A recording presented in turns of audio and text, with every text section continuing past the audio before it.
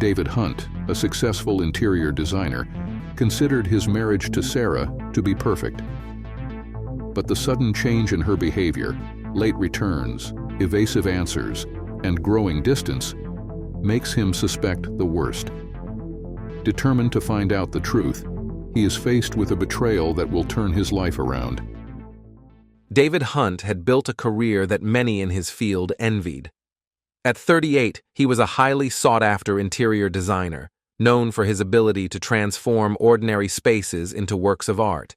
His portfolio boasted projects for elite clients who were willing to pay a premium for his creativity and precision. David was meticulous by nature. Whether it was ensuring a bookshelf aligned perfectly with a window frame or making sure every cushion was plumped just right, he thrived on perfection. This exacting nature extended to his personal life as well, particularly his marriage to Sarah. David believed deeply in the sanctity of marriage. He saw their union as a partnership built on trust, respect, and mutual goals. For years, he felt their bond was unshakable. He and Sarah complemented each other. His reserved demeanor balanced her vivacious personality. But in recent months, an unsettling sense of detachment had begun to creep into their relationship. Sarah, once so present and engaging, now felt distant. Her laughter, which used to fill their home, seemed less frequent, her gaze often clouded by unspoken thoughts. David couldn't pinpoint when things had started to change. Perhaps it was her increased work commitments or the late-night phone calls she claimed were urgent client meetings. At first, he chalked it up to the ebb and flow of a long-term relationship, but as the weeks turned into months, her absence, both physical and emotional, became harder to ignore. Sarah Hunt had always been a magnetic presence. At 36, she was a striking woman who knew how to command attention in any room she entered. Her long, honey-blonde hair, often styled in loose waves, framed a face that seemed perpetually illuminated.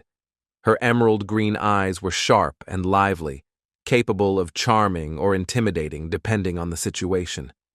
She had a habit of lightly tilting her head when she listened, giving the impression of deep attentiveness, though David had learned over time that her mind often wandered elsewhere. Sarah's figure was equally captivating. She carried herself with an effortless grace, her posture straight but relaxed. She favored tailored dresses that accentuated her slender frame, often paired with high heels that added an air of authority to her already commanding presence. Sarah's smile was perhaps her most disarming feature. It was warm and inviting, often used to diffuse tension or win someone over in a conversation. For years, David had been drawn to her charisma, but now, that same allure felt like a wall, something she used to keep him at a distance.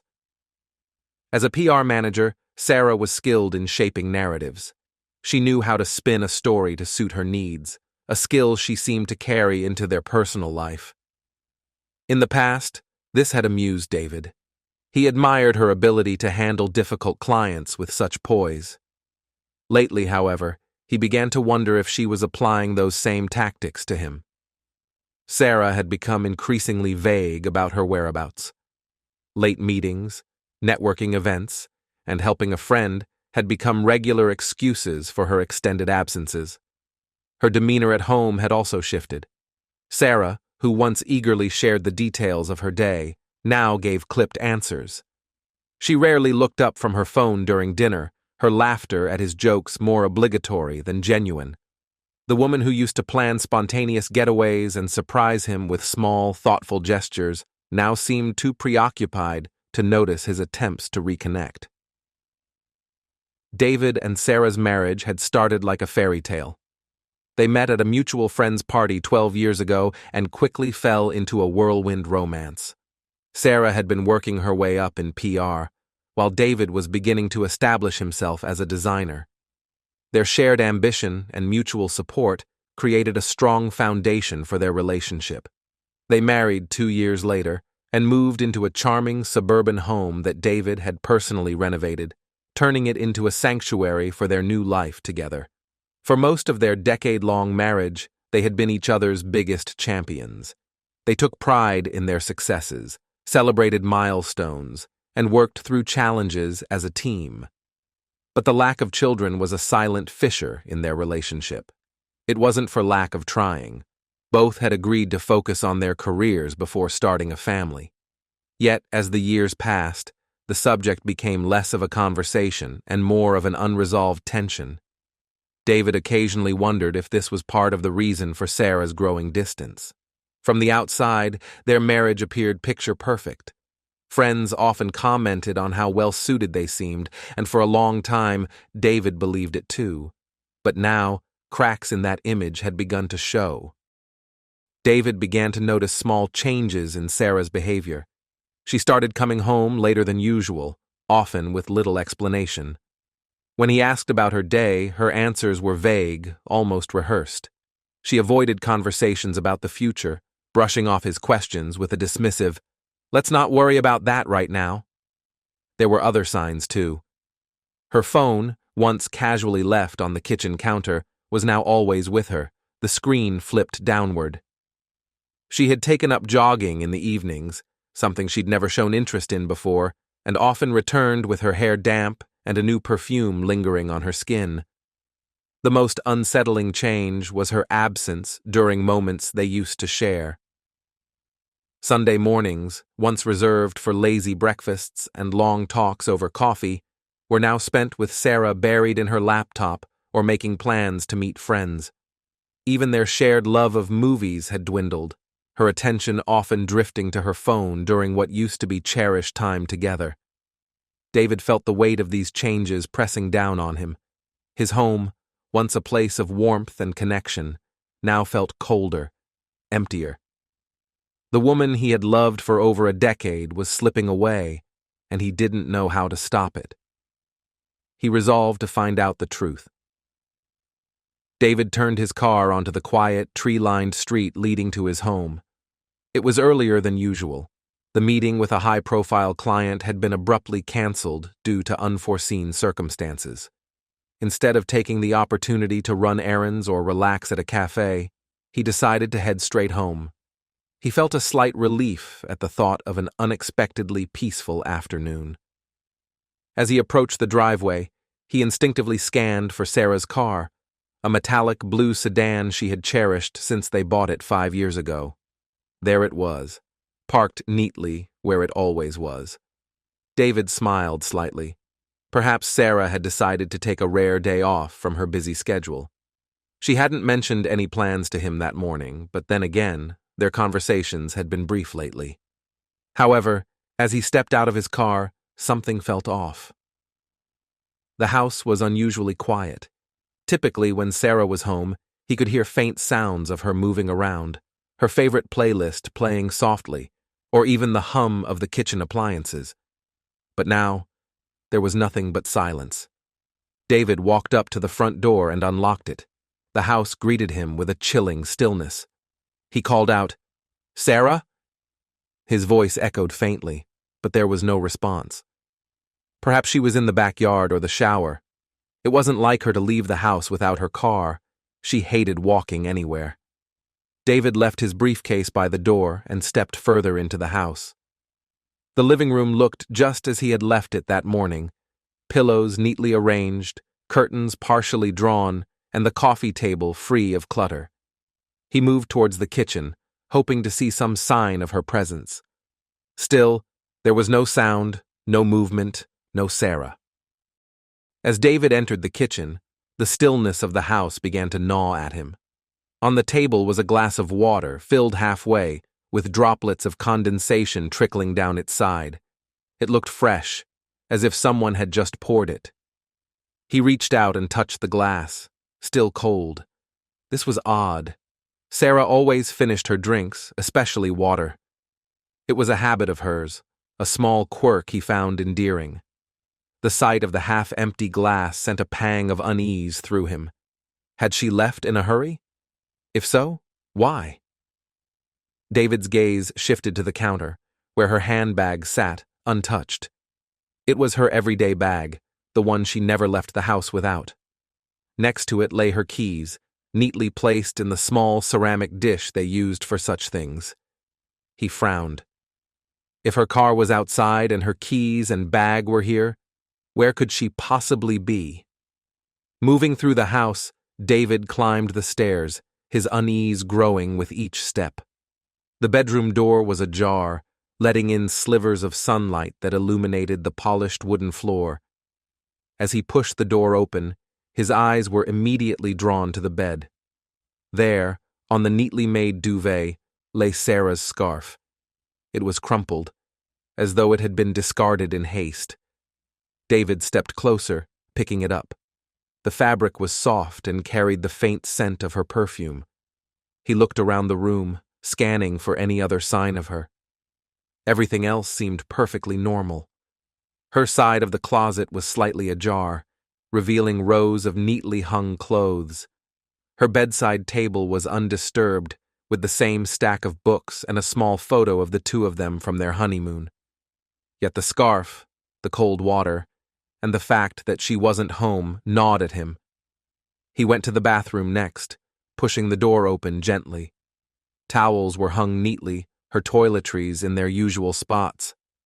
Nothing seemed out of place. Still, the growing sense that something wasn't right refused to leave him. David returned to the kitchen and checked his phone. He dialed Sarah's number, pressing the phone tightly against his ear. The call went straight to voicemail. "Hey, it's me," he said after the tone. "I'm home early and I noticed your car outside, but I can't find you. Just wondering where you are. Call me back."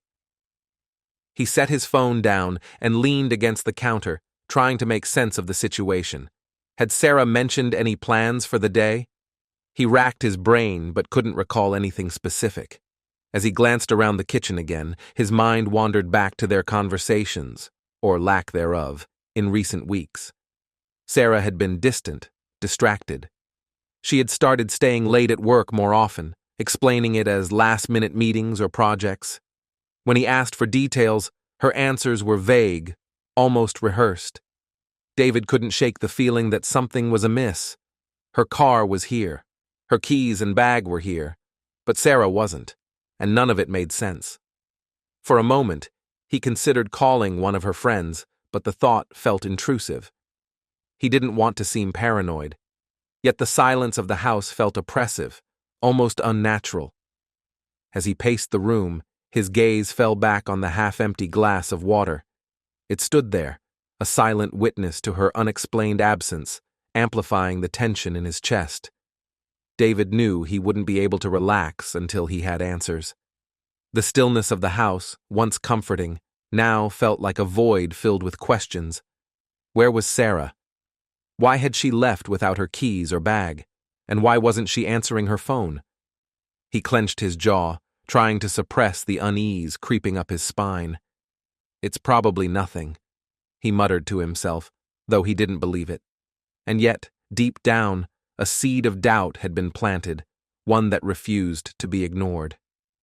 David stepped onto the porch, needing a moment to clear his head. The evening air was crisp, the faint hum of distant traffic the only sound breaking the silence. He leaned against the railing, phone in hand, debating whether to try Sarah's number again. "David?" The familiar voice made him turn. Mrs. Judith Grayson, their neighbor of 8 years, stood on the sidewalk, her beige cardigan wrapped tightly around her shoulders. She was always friendly, though admittedly a bit nosy, with a sharp eye for details others might miss. "Evening, Mrs. Grayson," David greeted, trying to mask the tension in his voice. "I thought it was you," she said, stepping closer. Her gaze flicked to the empty driveway, and then back to David. "You're home early, aren't you?" "Yeah, unexpected change of plans," he replied. Judith hesitated, her lips pursed as if weighing her next words carefully. "I don't mean to pry, but is everything all right? I noticed something earlier." David straightened, his attention fully on her. "What do you mean?" "Well," she began, lowering her voice as if sharing a secret. "I saw Sarah leave about an hour ago. She wasn't driving her car, though." David's brow furrowed. "She wasn't?" Judith shook her head. "No, A man picked her up in one of those big, fancy black SUVs. You know, the kind with tinted windows. I thought it was strange since I've never seen that car before. David felt his chest tighten. Are you sure? Oh, positive, Judith said, her expression serious. I was watering my begonias when I saw them. She got in the passenger seat. Looked like they were in a hurry. Did you see who was driving? David asked, his voice steadier than he felt. Judith frowned. Not clearly, no. I could tell it was a man, but that's about it. Sorry, dear. I just thought you should know. Thank you, Mrs. Grayson, David said, forcing a tight smile. I appreciate it. Judith reached out and gave his arm a reassuring pat. I'm sure it's nothing, David. You know how Sarah is. Always so busy. Busy. The word echoed in David's mind as he watched her retreat back to her house. Turning his gaze to the darkening street, he couldn't shake the image Judith had painted. Sarah leaving in someone else's car, not her car, with someone she hadn't mentioned. The knot in his stomach twisted tighter as he returned inside. He checked his phone again, as if by some miracle Sarah would have called back. Nothing. Who the hell are you with, Sarah? He murmured, his voice low but laced with anger. He knew he couldn't ignore this. Not anymore. David sat at the kitchen table, absently turning the half-empty glass of water he'd found earlier. The house was silent, except for the occasional creak of the old wooden floorboards. Outside, the evening had settled in, painting the windows in shades of deep orange and blue. He checked his watch again.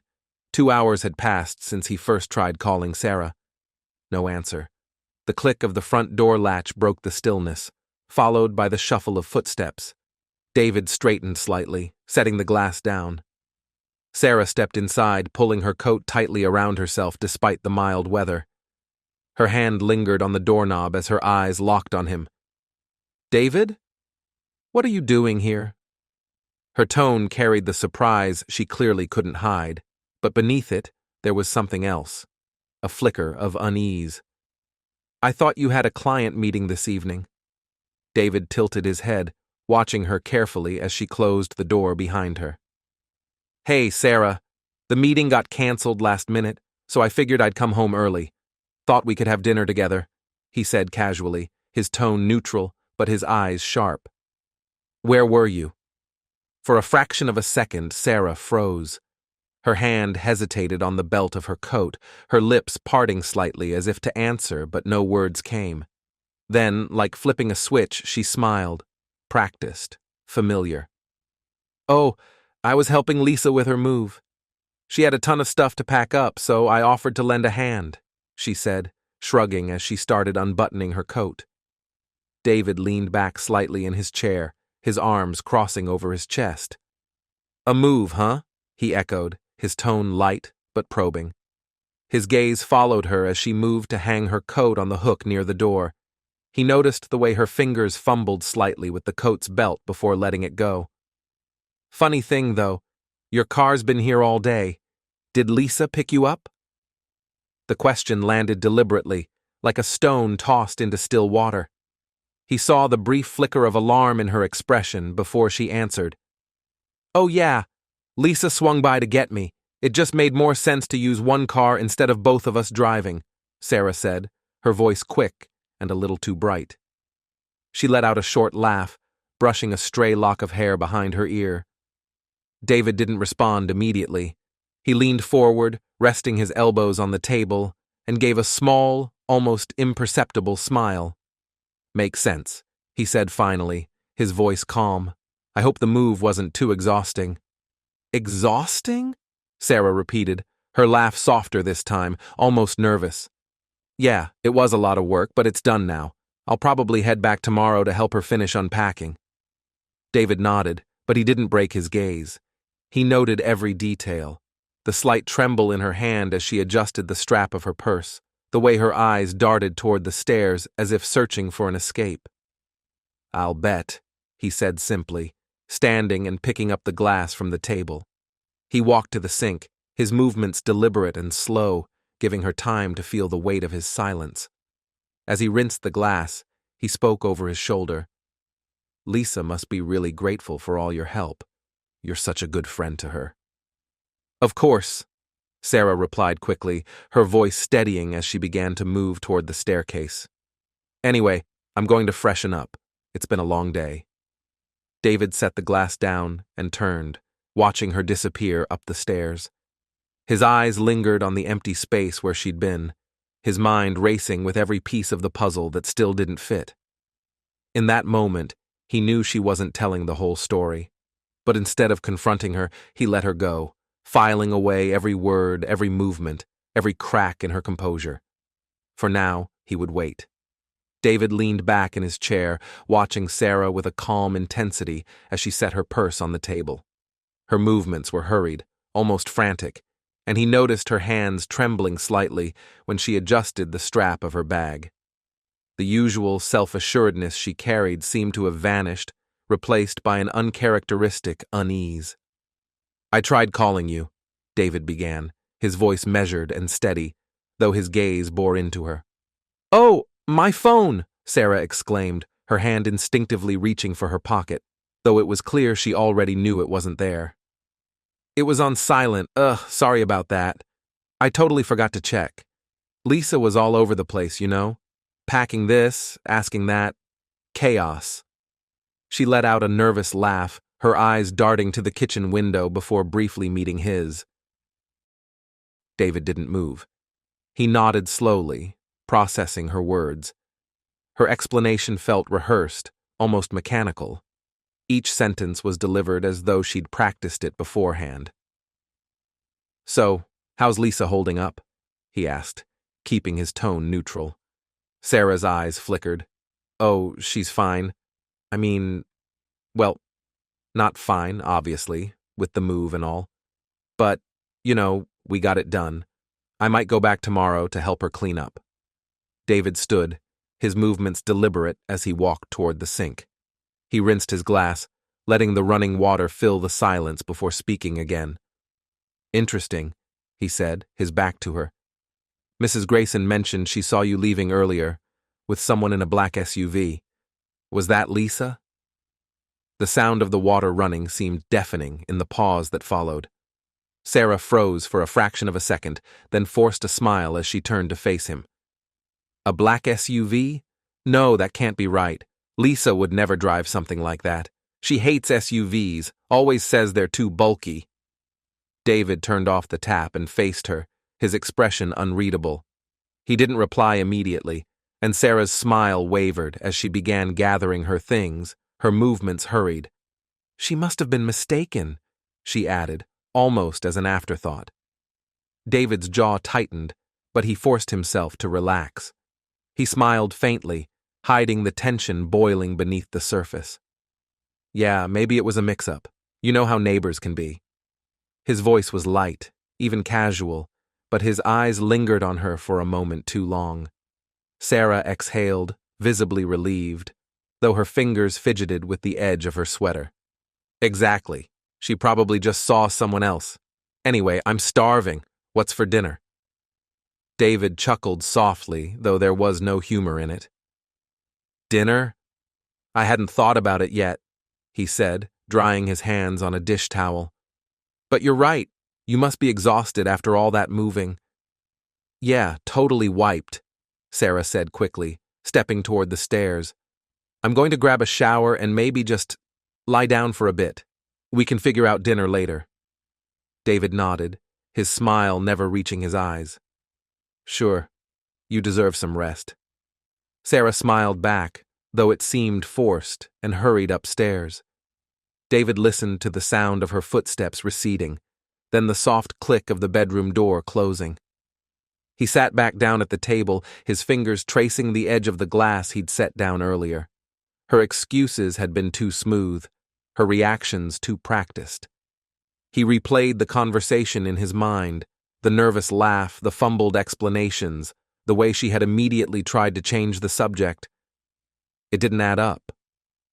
As he stared at the empty glass in front of him, a sinking feeling settled in his chest. Doubt crept in like a shadow, dark and insidious, whispering that there was more to Sarah's story than she was willing to share. The morning sunlight streamed through the kitchen window as David sat at the table, sipping his coffee with a heavy heart. The events of the previous evening replayed in his mind like a broken record.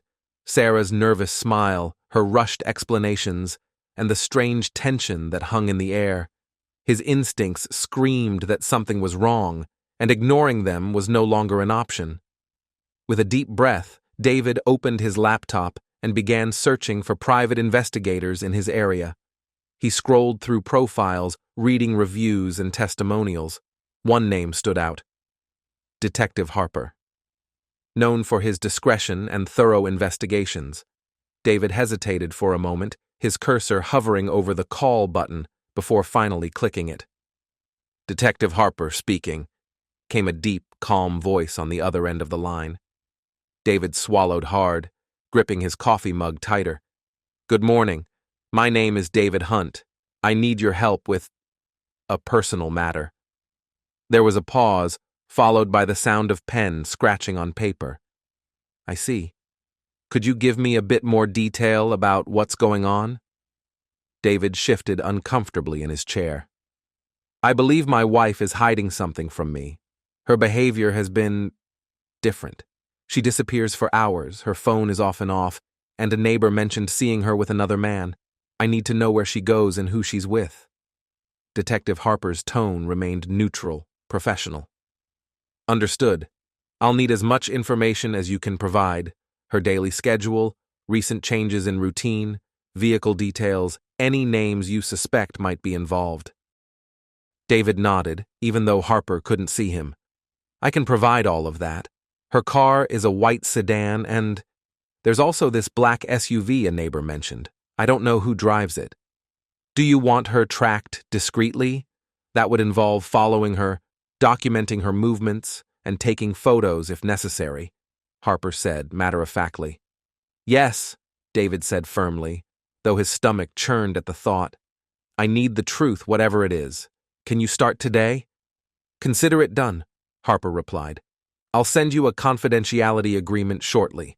Once that's signed, I'll begin surveillance immediately." As David hung up the phone, he let out a shaky breath. The enormity of what he had just set in motion hit him like a wave. He wasn't the type of man who wanted to invade someone's privacy, especially not his wife's, but the alternative, living in the dark, plagued by doubt, felt even worse.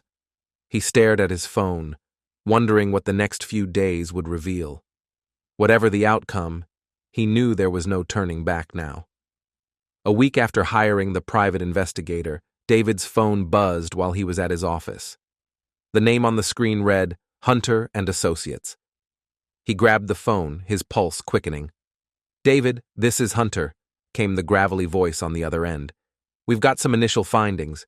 Can you stop by my office tomorrow morning?" David hesitated. "Did you find something?" There was a pause. "It'd be better if we went over everything in person." The next morning, David walked into the investigator's dimly lit office. The smell of old leather and strong coffee filled the air. Hunter, a burly man in his 50s with a no-nonsense demeanor, gestured for David to sit down. "Here's what we've got so far," Hunter began, pulling out a manila folder. "Your wife's been meeting a guy driving a black Jeep Cherokee. They've been spotted multiple times over the past week, but the main thing," he slid a grainy photo across the desk, "they've been seen entering a motel on the outskirts of town." David's stomach turned as he stared at the image. The man's arm was around Sarah's shoulder as they approached the motel entrance. Her body language seemed casual, almost familiar. "Who is he?" David managed to ask, his voice tight. "We're still working on that. But I can tell you this, he's not just some casual acquaintance. They've met 3 times this week alone." David nodded, his thoughts a whirlwind. Hunter leaned forward. "Look, I know this is tough. Do you want me to dig deeper?" "Yes," David replied firmly. "I need everything." 2 days later, Hunter called again. This time the findings were far more detailed. David arrived at the office, bracing himself for what he was about to see. Hunter spread out several photographs on the desk. "These were taken yesterday," Hunter began. "This is your wife and the man outside the same motel. Notice how close they are. Look at their body language." One photo showed Sarah and the man standing near the Jeep, her hand resting lightly on his arm. Another caught them sharing an embrace, his hand lingering at the small of her back. David clenched his fists, his jaw tightening. "And the calls?" he asked. Hunter slid over a printed log. "These are records of their communication. He calls her late at night and she calls him during the day, sometimes for over an hour. It's consistent." David scanned the log. The number appeared almost daily, always at times when Sarah had claimed to be running errands or working late. "You okay?" Hunter asked, his voice softening. David nodded, though his throat felt dry. "Yeah, just keep going." That evening, David couldn't stop replaying the photos and call logs in his mind. The man, the motel, Sarah's excuses. It all lined up too perfectly. As he sat alone in their living room, his gaze wandered to Sarah's purse on the counter.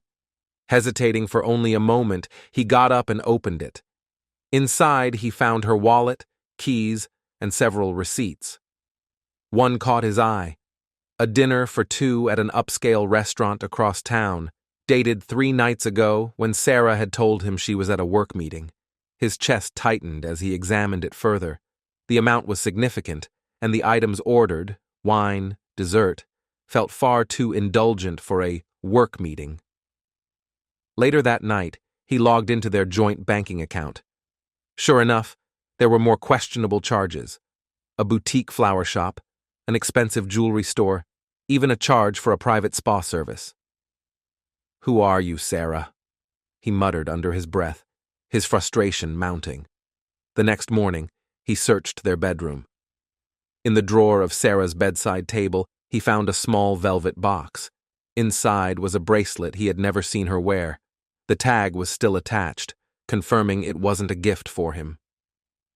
David sat on the edge of the bed, his head in his hands. Every discovery felt like a fresh betrayal, deepening the wound.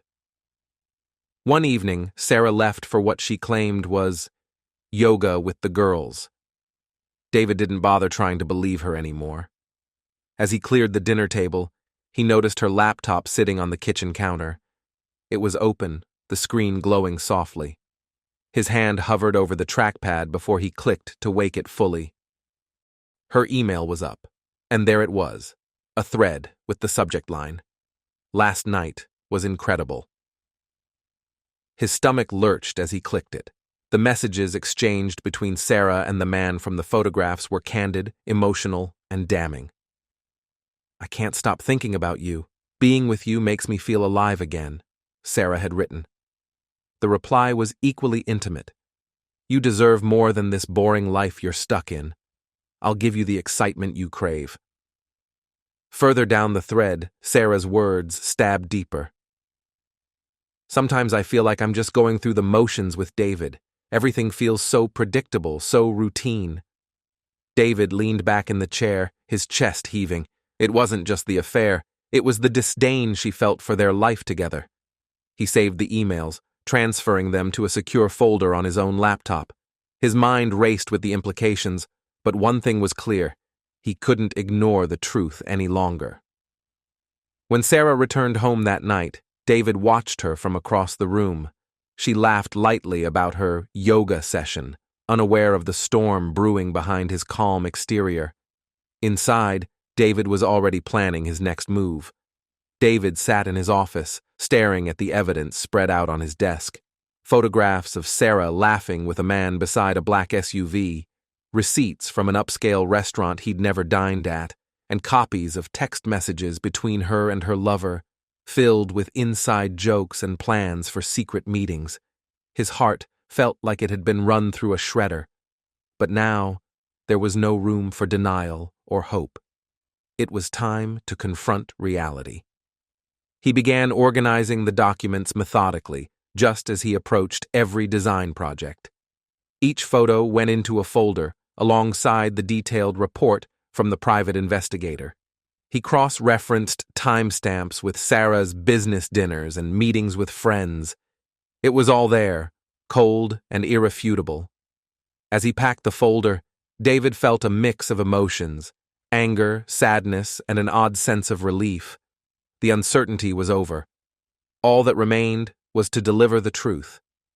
But David knew better than to lose his temper. Explosive confrontations were Sarah's strength. She thrived on turning emotional chaos in her favor. This time, he would remain calm, controlled, and deliberate. He rehearsed in his mind what he would say, ensuring he wouldn't waver or let emotions take over. He also considered every detail, down to the setting. This conversation wouldn't happen in the heat of a random moment. No, it would be over dinner, a neutral setting where her defenses might lower and his resolve could hold firm. David spent the next day preparing. He left work early and went to the market, selecting ingredients for a dinner he knew Sarah would appreciate: a light, fragrant lemon herb chicken with roasted vegetables and a bottle of her favorite Chardonnay. It felt ironic to put so much effort into a meal meant to end their marriage, but he knew the setting mattered. When Sarah came home that evening, she seemed caught off guard by the scent of cooking and the sight of a fully set table. "Wow," she said, dropping her bag on the counter. "What's the occasion?" "No occasion," David replied, his tone measured. "I just thought we could sit down and talk tonight. It's been a while since we had a proper dinner together." "Talk?" Sarah hesitated, her hand brushing against her necklace in that nervous habit David had come to recognize. "Is something wrong?" "Not at all," David said smoothly, pouring her a glass of wine. "I just thought we could catch up. Sit down. Dinner's almost ready." As they ate, David made small talk. He asked about her day, about work, and even brought up an upcoming vacation they'd once planned but never booked. He could see Sarah relax a little, though there was still a slight edge to her movements, like she was waiting for the other shoe to drop. Finally, as the plates were cleared and only half-filled wine glasses remained, David leaned back in his chair.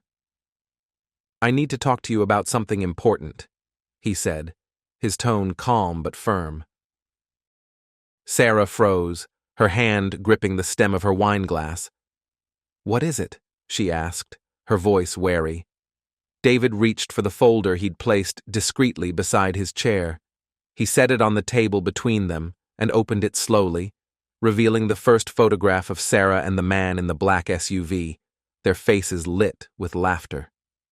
"Who is he?" David asked quietly, his gaze locking onto hers. Sarah's face paled. She tried to speak, but the words caught in her throat. After a moment, she stammered, That's not what it looks like." David held up his hand, cutting her off. "Don't," he said, his voice steady. "Don't insult my intelligence, Sarah. I know about the meetings, the dinners, the motels. I've got the receipts, the messages. Everything." Sarah's eyes darted to the folder. "You've been spying on me?" she demanded, her tone shifting to anger. "Spying?" David echoed with a bitter laugh. "No, Sarah. I've been uncovering the truth because you couldn't be honest with me. I trusted you, and this is what you've done with it." For a moment, there was silence. The air between them was thick with unspoken accusations and raw emotion. Finally, David said, "Our marriage is over. I'll be filing for divorce first thing tomorrow." "No!" Sarah's voice cracked as she reached across the table, grabbing his hand. "David, please! This isn't what you think. It wasn't serious. It didn't mean anything." "Didn't mean anything?" David pulled his hand away, his face hardening. "You lied to me, repeatedly. You went behind my back and made a fool of me, and now you're telling me it didn't mean anything? That makes it worse, Sarah." Tears welled in her eyes. "I was lonely," she confessed. "You've been so distant, so wrapped up in work. I felt invisible, David. I just wanted to feel alive again." David shook his head. "So your solution was to betray me? To throw away 10 years of marriage for For what? Excitement? It wasn't like that, she insisted, her voice breaking. I didn't plan for this to happen. It just did. You had a choice, David said coldly. Every time you texted him, every time you met him, every time you lied to my face, you had a choice. And you chose to cheat. Sarah stood up, pacing the room with her arms crossed. David, please, don't do this. We can fix this. We can go to counseling, start over. I'll cut all ties with him, I swear. David remained seated, his expression unreadable. You think this is something counseling can fix? Trust is the foundation of any relationship, Sarah. And you shattered it. But I still love you, she whispered, turning to face him. David looked at her, his eyes filled with a sadness deeper than anger. If you loved me, you wouldn't have done this. Love isn't just a word, Sarah. It's a commitment, and you broke it. For the first time, Sarah seemed to realize the weight of her actions. She sank into a chair, her head in her hands, sobbing. I'm sorry, she whispered. I'm so sorry. David stood, picking up the folder. I'm sorry, too, he said, his voice soft but resolute. Sorry that this is how it ends. Without another word, he left the room, leaving Sarah alone with the shattered remnants of their marriage. David sat in his home office, the blinds half drawn to block the harsh midday sun. The weight of everything he had uncovered felt like an anchor dragging him down. On the desk lay a manila folder containing printed photos, transcripts of text messages, and receipts collected over the past week. Each piece of evidence told the story of betrayal, a story he never thought would belong to him. After a deep breath, David dialed his lawyer. Fred Juergens, came the familiar voice on the other end. Fred, it's David, he began, his voice steady but strained. I need you to start drafting divorce papers. I've got everything we talked about. There was a pause before Fred responded. Are you absolutely sure about this? It's a big step. David glanced at the photos again, particularly one where Sarah and the man with the black Jeep were laughing in front of the motel. The memory of the love they once shared tried to resurface, but the image crushed it. I'm sure, David replied firmly. I can't go back now. It's all here. Pictures, messages, even bank records. She left no room for doubt. Fred sighed, the sound of someone who had heard stories like this too many times. All right, send everything over. Let's set up a meeting for tomorrow to finalize details. We'll approach this strategically, clean and fast. Thanks, Fred, David said, ending the call. He sat back in his chair, staring at the folder. Filing for divorce was more than just a legal process. It was the symbolic end of everything he thought his life would be. Later that evening, when Sarah returned home, she found David sitting in the living room, a glass of whiskey in his hand. Hey, she said hesitantly, sensing the tension in the air. We need to talk, David said, gesturing for her to sit. Sarah froze, her expression hard to read. She reluctantly took the seat opposite him. I've filed for divorce, David began without preamble. He reached for the folder on the coffee table and pushed it toward her. Everything's in here. The photos, the messages, everything I know. Sarah's face turned pale, her hands trembling slightly as she opened the folder. She didn't look up for several minutes, but when she did, her eyes were a mix of anger and regret. You've been spying on me? She accused. I had to, David said, his voice calm but firm. I needed the truth because you weren't going to tell me, and now I know it. David, it's not what you think, she tried, but her voice faltered under his unyielding gaze. It doesn't matter anymore, Sarah, he said. You made your choice, and now I'm making mine. The days that followed were tense. Sarah's belongings were packed into boxes, each item a painful reminder of the life they had built together. David didn't help her pack, nor did he offer any parting words. He stayed out of her way, letting her silently shuffle through the house. When the movers arrived, Sarah looked at David one last time. "I didn't mean for this to happen," she said quietly. "But it did," David replied, his tone devoid of malice, just resignation. Sarah's parents' house was a modest one, a far cry from the suburban comfort she had grown used to. The move felt like a regression to her teenage years, and the reality of her choices began to sink in. Rumors spread quickly among their social circles. Friends who had once admired her poise and charisma now whispered behind her back. At work, colleagues avoided her in the break room, and the normally cheerful office banter grew awkwardly silent whenever she entered. One particularly painful moment came when an old friend confronted her at a coffee shop. "Sarah," the woman said bluntly, "I don't understand how you could do this to David. He adored you." Sarah's face burned with shame. "You don't know the whole story," she tried to argue. "I know enough," her friend replied before walking away. For Sarah, the fallout wasn't just about losing David. It was about losing the version of herself that she had once been proud of. David's decision to move was as much about logistics as it was about healing. The house, once a sanctuary, now felt like a museum of broken dreams. Every corner held memories he no longer wanted to confront. He sold the property and used the proceeds to fund his new design studio. The city he chose was vibrant and bustling, a place where he could immerse himself in work and begin anew. Setting up the studio was therapeutic. He chose every detail carefully: the open floor plan, the minimalist decor, the warm, inviting lighting. It reflected the clarity and simplicity he now sought in his life. Clients started pouring in, drawn by his reputation for creating spaces that felt both functional and deeply personal. David poured himself into each project, finding solace in the act of creation.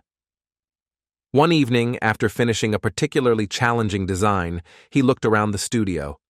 The space felt alive, buzzing with potential. It was a stark contrast to the emptiness he had felt just months ago. The night was quiet, save for the soft hum of the city outside. David sat at his desk in the studio, nursing a cup of coffee. The walls were adorned with sketches of upcoming projects, and the air smelled faintly of fresh paint. He leaned back in his chair, closing his eyes for a moment. The pain of the past was still there, but it no longer consumed him. It had become a part of his story, a chapter he had finished writing. David opened his eyes and glanced at a framed photo on his desk. It wasn't of Sarah or their old life. It was of his first completed project in this new city, a symbol of resilience and renewal. As he sat there, he realized something profound. The divorce, as painful as it had freed him. It forced him to confront the truth and build a life that was truly his own. For the first time in months, he smiled. A genuine, unguarded smile. The future was uncertain, but it was his, and that was enough.